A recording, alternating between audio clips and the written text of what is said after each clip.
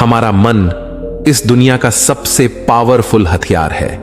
हमारे जीवन के प्रत्येक घटना के साथ सिर्फ और सिर्फ हमारा मन जुड़ा होता है। इस दुनिया में जितने भी ज्ञानी हुए, जितने भी सक्सेसफुल लोग बने, सिर्फ और सिर्फ अपने मन की शक्ति के कारण ही बने। लेकिन हम में से बहुत से लोग क्यों इन शक्तियों को समझ नहीं पाते हैं? हम भी इंसान हैं, आप भी इंसान हैं। हमारे अंदर, आपके अंदर, सबके अंदर समान शक्ति है, लेकिन क्यों हम उसे समझ नहीं पाते हैं? जो इन शक्तियों को समझ गया वह ज्ञानी बन गया। जो अपने मन की शक्तियों को संग्रह करना सीख लिया, उसके लिए उसका जीवन आसान हो जाता है। वह अपने जीवन में जो कुछ भी चाहता है वह उसे पा लेता है। गौतम बुद्ध कहते हैं कि सभी में बुद्ध बनने की योग्यता है, क्योंकि वह जानते हैं कि वह शक्ति हर इंसान में मौजूद है, लेकिन उस शक्ति का सही उपयोग हम नहीं कर पाते हैं। कुछ कुछ शक्तियों का उपयोग हम कर लेते हैं और कुछ शक्तियों को हम व्यर्थ में ही छोड़ देते हैं। तो आइए इसे एक बुद्ध की छोटी सी कहानी से समझते हैं। एक बार बुद्ध एक नदी के किनारे से जा रहे थे। उस नदी में एक व्यक्ति डुबकी लगा रहा था। उस समय ठंड की मौसम थी। ठंड इतनी थी कि कोई भी गर्म पानी से भी नहाना नहीं चाहेगा, लेकिन वह व्यक्ति इतने ठंड में ठंडी पानी में लगातार डुबकी लगा रहा था। उस व्यक्ति को देखकर बुद्ध थोड़ा चौंकते हैं और फिर उसको देखने लगते हैं। वह व्यक्ति बार बार नदी के ठंडे पानी में डुबकी लगा रहा था।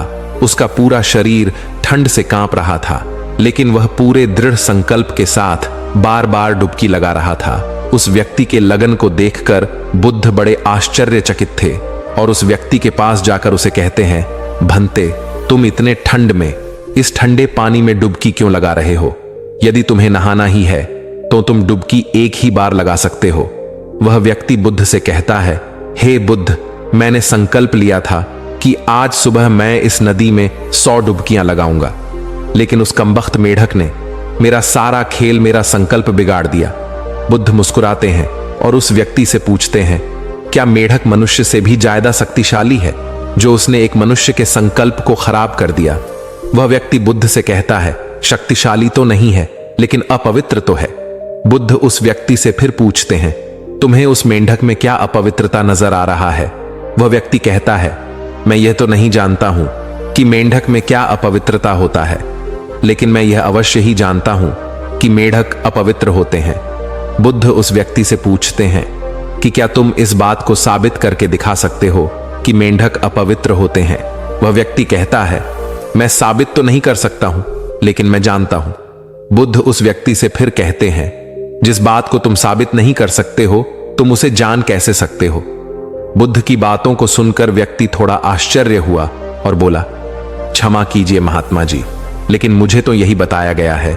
बुद्ध उस व्यक्ति से पूछते हैं, तुम्हें यह सब किसने बताया? वह व्यक्ति कहता है, मेरे एक गुरु ने। बुद्ध फिर कहते हैं, यह जीवन तुम्हारा है या तुम्हारे गुरु का? वह व्यक्ति उत्तर देता है, हे बुद्ध, यह तो मेरा जीवन है। फिर बुद्ध बोलते हैं, तुम अपने जीवन को अपने अनुभव से जियोगे या अपने उस गुरु के अनुभव से जियोगे?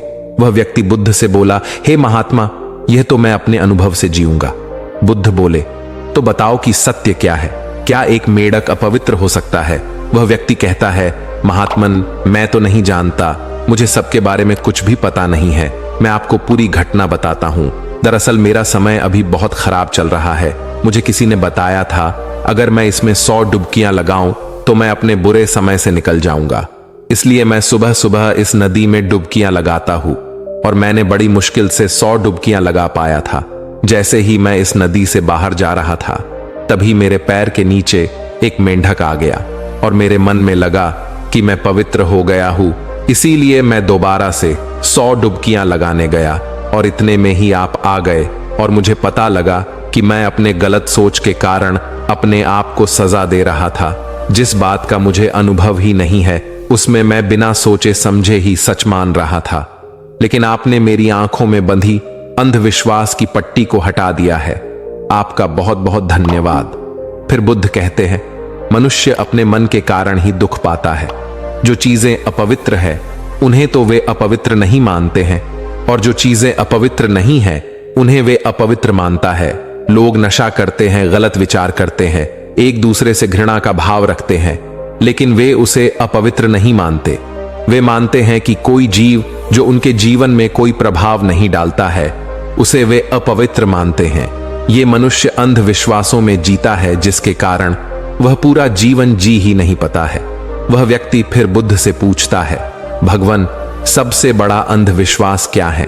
बुद्ध कहते हैं, मनुष्य का सबसे बड़ा अंधविश्वास यह है कि उसे लगता है कि वे अपने मन के द्वारा ही अपने मन से मुक्त हो जाएगा, यानी अपने मन के द्वारा ही अपने जीवन के सभी दुखों से मुक्त हो जाएगा।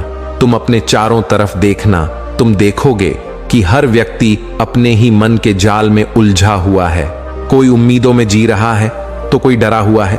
किसी को लगता है कि कल सब कुछ ठीक हो जाएगा, किसी को लगता है आज का दिन अच्छा है, कल खराब हो जाएगा।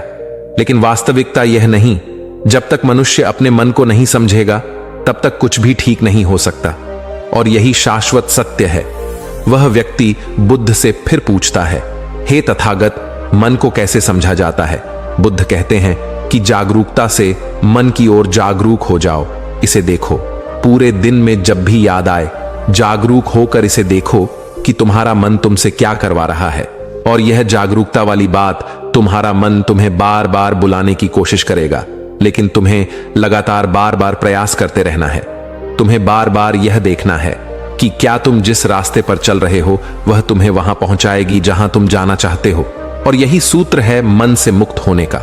जब भी याद आए जागरूक होकर देखो कि क्या आप वहीं जा रहे हैं जहां आपको जाना चाहिए था। इसलिए बुद्ध ने फिर कहा कि जब तक व्यक्ति मन से सच्चा नहीं होता तब तक शांति नहीं मिल सकती।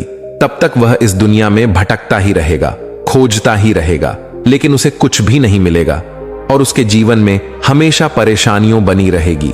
दोस्तों, उम्मीद है कि आपको इस कहानी से एक अच्छी सीख मिली होगी। यह कहानी आपको कैसी लगी हमें कमेंट बॉक्स में कमेंट करके जरूर बताएं और साथ ही इस कहानी को अपने दोस्तों के साथ जरूर शेयर करें ताकि उन्हें भी इस कहानी से कुछ सीखने को मिल सके।